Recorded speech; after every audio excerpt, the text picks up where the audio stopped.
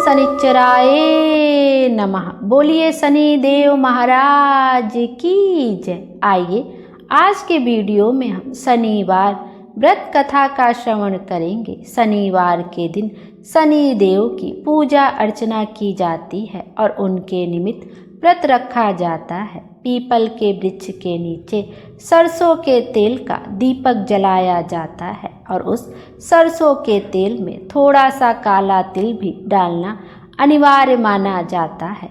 अधिकांश व्यक्ति इस मिथ्या भ्रम से ग्रसित होते हैं कि शनि देव एक क्रूर धन संपत्ति के हरण करता और अनिष्टकारक देव हैं, परंतु यह तो उनकी शक्तियों का केवल एक पक्ष है। दूसरी ओर अपने भक्तों की सभी मनोकामनाएं पूर्ण करने वाले अत्यंत कृपालु देवता भी हैं श्री शनि देव जी। राजा को रंक और रंक को राजा, कोढ़ी को कमनीय काया का स्वामी और दुराचारी को श्री संपन्न धर्मात्मा बनाना श्री शनि देव के लिए सहज ही संभव है। बोलिए शनि देव महाराज की जय। आइए अब शनि देव का ध्यान करते हुए हम शनिवार की व्रत कथा का श्रवण करते हैं। ओम शं शनिश्चराय नमः। शनिवार व्रत कथा। एक समय सूर्य, चंद्रमा, मंगल, बुध, बृहस्पति, शुक्र, शनि, राहु और केतु इन 9 ग्रहों में विवाद हो गया कि हम में सबसे बड़ा कौन है। जब आपस में कोई निश्चय ना हो सका तो सब देवराज इंद्र के पास गए और कहने लगे कि आप सब देवताओं के राजा हैं, इसलिए आप हमारा न्याय करके बताएं कि हम 9 ग्रहों में सबसे बड़ा कौन है। राजा इंद्र इनका प्रश्न सुनकर घबरा गए और कहने लगे कि मुझ में सामर्थ्य नहीं है जो किसी को बड़ा या छोटा बतला सकूं। मैं अपने मुख से कुछ नहीं कह सकता। हाँ, एक उपाय हो सकता है। इस समय पृथ्वी पर राजा विक्रमादित्य बहुत बड़े न्याय करता है, अतः आप सब जाकर उनसे फैसला करा लें। यह सुनकर सभी ग्रह देवता चलकर भूलोक में जाकर राजा विक्रमादित्य की सभा में आकर उपस्थित हुए और अपना प्रश्न राजा के सामने रखा। राजा उनकी बात सुनकर बड़ी चिंता में पड़ गए कि मैं अपने मुख से किसको बड़ा और किसको छोटा बताऊंगा। जिसको छोटा बतलाऊंगा वही क्रोध करेगा। परंतु उनका झगड़ा निपटाने के लिए राजा ने एक उपाय सोचा और उसने सोना, चांदी, कांसा, पीतल, सीसा, रांगा, जस्ता, अभ्रक और लोहा धातुओं के 9 आसन बनवाए। सब आसनों को क्रम से जैसे सोना सबसे पहले और लोहा सबसे पीछे बिछाया।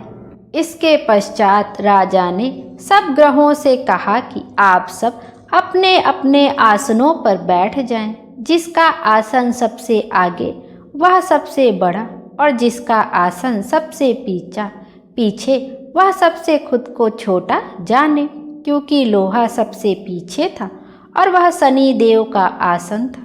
इसलिए शनि देव ने समझ लिया कि राजा ने मुझे सबसे छोटा बना दिया है। इस पर शनि देव को क्रोध आया और उन्होंने कहा कि राजा, तू मेरे पराक्रम को नहीं जानता। सूर्य एक राशि पर 1 महीना, चंद्रमा 2.25 दिन, मंगल 1.5 महीना, बृहस्पति 13 महीने, बुध और शुक्र 1-1 महीने, राहु और केतु दोनों उल्टे चलते हुए केवल 18 महीने रहते हैं। परंतु मैं एक राशि पर 2.5 और 7.5 साल तक रहता हूँ। बड़े बड़े देवताओं को भी मैंने भीषण दुख दिया है। राम जी को 7.5 आई तो उन्हें वनवास हो गया और रावण को 7.5 आई तो राम और लक्ष्मण ने सेना लेकर लंका पर चढ़ाई कर दी, रावण के कुल का सर्वनाश कर दिया। हे राजा, अब तुम सावधान रहना। राजा कहने लगा, जो भाग्य में होगा देखा जाएगा। उसके बाद अन्य ग्रह तो प्रसन्नता के साथ चले गए, परंतु शनिदेव बड़े क्रोध के साथ वहां से सिधारे। कुछ काल व्यतीत होने पर जब राजा को 7.5 की दशा आई तो शनिदेव घोड़ों का सौदागर बनकर अनेक सुंदर घोड़ों सहित राजा की राजधानी में आए। जब राजा ने सौदागर के आने की खबर सुनी तो अपने अश्वपाल को अच्छे अच्छे घोड़े खरीदने की आज्ञा दी। अश्वपाल ऐसे अच्छे नस्ल के घोड़े देखकर और उनका मूल्य सुनकर चकित हो गया और तुरंत ही जाकर राजा को खबर दी। राजा उन घोड़ों को देखकर एक अच्छा सा घोड़ा चुनकर उस पर सवारी करने के लिए चढ़ा। राजा के पीठ पर चढ़ते ही घोड़ा जोर से भागा। घोड़ा बहुत दूर एक बड़े जंगल में जाकर राजा को छोड़कर अंतर्ध्यान हो गया। इसके बाद राजा अकेला जंगल में भटकता रहा। बहुत देर के पश्चात राजा ने भूख और प्यास से दुखी होकर भटकते भटकते एक ग्वाले को देखा। ग्वाले ने राजा को प्यास से व्याकुल देखकर पानी पिलाया। राजा की उंगली में एक अंगूठी थी, वह उसने निकालकर प्रसन्नता के साथ ग्वाले को दे दी और शहर की ओर चल दिया। राजा शहर में पहुंचकर एक सेठ की दुकान पर जाकर बैठ गया और अपने आप को उज्जैन का रहने वाला तथा अपना नाम बीका बतलाया। सेठ ने उसको कुलीन मनुष्य समझकर जल आदि पिलाया। भाग्यवश उस दिन सेठ की दुकान पर बिक्री बहुत अधिक हुई। तब सेठ उसको भाग्यवान पुरुष समझकर भोजन कराने के लिए अपने साथ ले गया। भोजन करते समय राजा ने एक आश्चर्य की बात देखी कि खूंटी पर हार लटक रहा है और वह खूंटी उस हार को निगल रही है। सेठ को कमरे में हार न मिला तो सबने यही निश्चय किया कि सिवाय बीका के और कोई इस कमरे में नहीं आया, अतः अवश्य ही उसी ने हार चोरी किया है। 5-7 आदमी इकट्ठे होकर उसको फौजदार के पास ले गए। फौजदार ने उसको राजा के सामने उपस्थित कर दिया और कहा कि यह आदमी तो भला प्रतीत होता है, चोर नहीं मालूम होता, परंतु सेठ जी का कहना है कि इसके सिवाय और कोई घर में आया ही नहीं, अवश्य ही इसी ने चोरी की है। राजा ने आज्ञा दी कि इसके हाथ पैर काटकर चौरंगिया किया जाए। राजा की आज्ञा का तुरंत पालन किया गया और बीका के हाथ पैर काट दिए गए। कुछ काल व्यतीत होने पर एक तेली उसको अपने घर ले गया। बीका कोल्हू पर बैठा हुआ अपनी जुबान से बैल हाँकता रहा। कुछ वर्षों में शनि की दशा समाप्त हो गई। एक रात को वह वर्षा ऋतु के समय मल्हार राग गाने लगा। उसका गाना सुनकर उस शहर के राजा की कन्या उस राग पर मोहित हो गई और दासी को खबर लाने के लिए भेजा कि शहर में कौन गा रहा है। दासी सारे शहर में फिरती फिरती क्या देखती है कि एक तेली के घर में चौरंगिया राग गा रहा है। दासी ने महल में आकर राजकुमारी को सब वृतांत सुना दिया। बस उसी क्षण राजकुमारी ने यह प्रण कर लिया कि चाहे कुछ भी हो, मुझे इस चौरंगिया के साथ विवाह करना है। माता ने कहा, पगली, यह क्या बात कह रही है? तुझको किसी देश के बड़े राजा के साथ ब्याह जाएगा। कन्या कहने लगी कि माताजी, मैं अपना प्रण कभी नहीं तोड़ूंगी। माता ने चिंतित होकर यह बात राजा को बताई। जब महाराज ने भी आकर यही समझाया कि मैं अभी देश देशांतर में अपने दूत भेजकर सुयोग्य, रूपवान एवं बड़े से बड़े गुणी राजकुमार के साथ तुम्हारा विवाह करूंगा, ऐसी बात तुमको कभी नहीं विचारनी चाहिए। कन्या ने कहा, पिताजी, मैं अपने प्राण त्याग दूंगी, परंतु किसी दूसरे से विवाह नहीं करूंगी। इतना सुनकर राजा ने क्रोध से कहा, यदि तेरे भाग्य में ऐसा ही लिखा है तो जैसी तेरी इच्छा हो वैसा ही कर। राजा ने तेली को बुलाकर कहा कि तेरे घर में जो चौरंगिया है उसके साथ मैं अपनी कन्या का विवाह करना चाहता हूँ।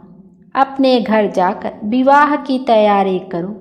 राजा ने उसी समय राजकुमारी का विवाह चौरंगिया विक्रमादित्य के साथ कर दिया। रात्रि को शनि देव ने विक्रमादित्य को स्वप्न दिया, राजा देखो, मुझको छोटा बतलाकर तुमने कितने दुख उठाए। राजा ने क्षमा मांगी। शनि देव ने प्रसन्न होकर विक्रमादित्य को हाथ पैर दिए। तब राजा ने कहा, महाराज मेरी एक प्रार्थना स्वीकार करें कि जैसा दुख आपने मुझे दिया है ऐसा और किसी को ना दे। शनि देव ने कहा कि तुम्हारी यह प्रार्थना स्वीकार है। जो मनुष्य मेरी कथा सुनेगा या कहेगा उसको मेरी दशा में कभी किसी प्रकार का दुख नहीं होगा, और जो नित्य ही मेरा ध्यान करेगा और चींटियों को आटा डालेगा उसके सब मनोरथ पूर्ण होंगे। इतना कहकर शनि देव अपने धाम को चले गए। राजकुमारी की आँख खुली तो उसने अपने पति के हाथ पांव देखे तो उसे बड़ा आश्चर्य हुआ। राजा ने अपना समस्त हाल कहा कि मैं उज्जैन का राजा विक्रमादित्य हूँ। यह बात सुनकर राजकुमारी अत्यंत प्रसन्न हुई। प्रातःकाल राजकुमारी से उसकी सखियों ने पूछा तो उसने अपने पति का समस्त वृतांत कह सुनाया। सब ने बहुत प्रसन्नता प्रकट की और कहा कि ईश्वर ने आपकी मनोकामना पूर्ण कर दी।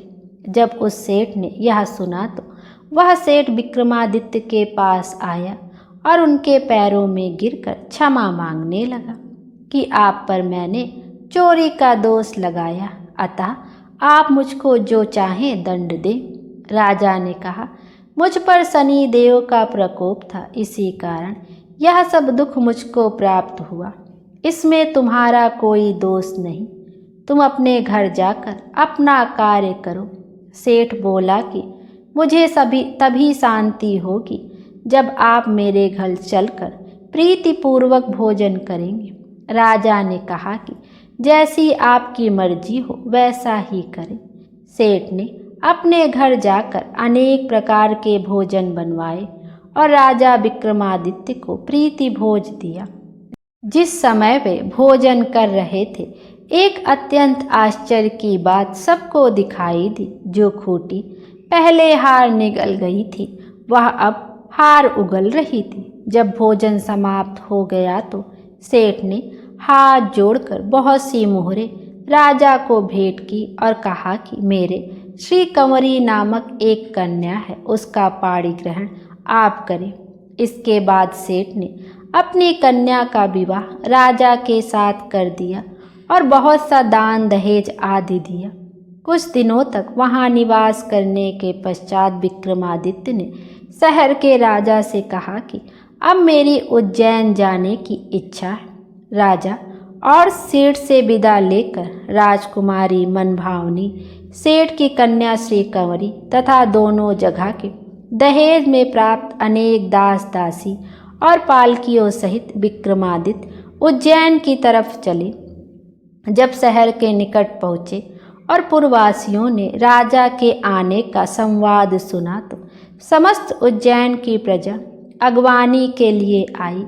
बड़ी प्रसन्नता से राजा अपने महल में पधारे। सारे शहर में बड़ा भारी महोत्सव मनाया गया और रात्रि को दीपमाला की गई। दूसरे दिन राजा ने शहर में यह सूचना कराई कि शनिचर देवता सब ग्रहों में सर्वोपरि हैं। मैंने इनको छोटा बतलाया, इसी से मुझको यह दुख प्राप्त हुआ। सारे शहर में प्रत्येक शनिवार को शनि देव की पूजा और कथा होने लगी और प्रजा अनेक प्रकार के सुख भोगती रही। जो कोई शनिचर की कथा को पढ़ता अथवा सुनता है, शनि देव की कृपा से उसके सब दुख दूर हो जाते हैं। बोलिए शनि देव महाराज की जय। आइए अब शनि देव की आरती का भी श्रवण करते हैं। जय श्री शनि देवा स्वामी, जय श्री शनि देवा, कष्ट न वे नर पाते, जो करते सेवा। ओम जय श्री शनि देवा। सूर्य के वाहन छाया के पूता, तुमसे विमुख जगत नहीं सुख पाता। जय श्री शनि देवा स्वामी, जय श्री शनि देवा। जय दुख भंजन जय जय रविनंदन, सेवा करे जो तुम्हारी जग से तर जाता। जय श्री शनि देवा। रावण दुष्ट महाबल सब जग है त्रासा, पड़ी दृष्टि तुम्हारी हुआ कुल नासा। जय श्री शनि देवा। तेज अपार तुम्हारा अतुलित बलकारी, सब देवन के देव सुनिए विनय हमारी। जय श्री शनि देवा स्वामी, जय श्री शनि देवा। बोलिए शनि देव महाराज की जय।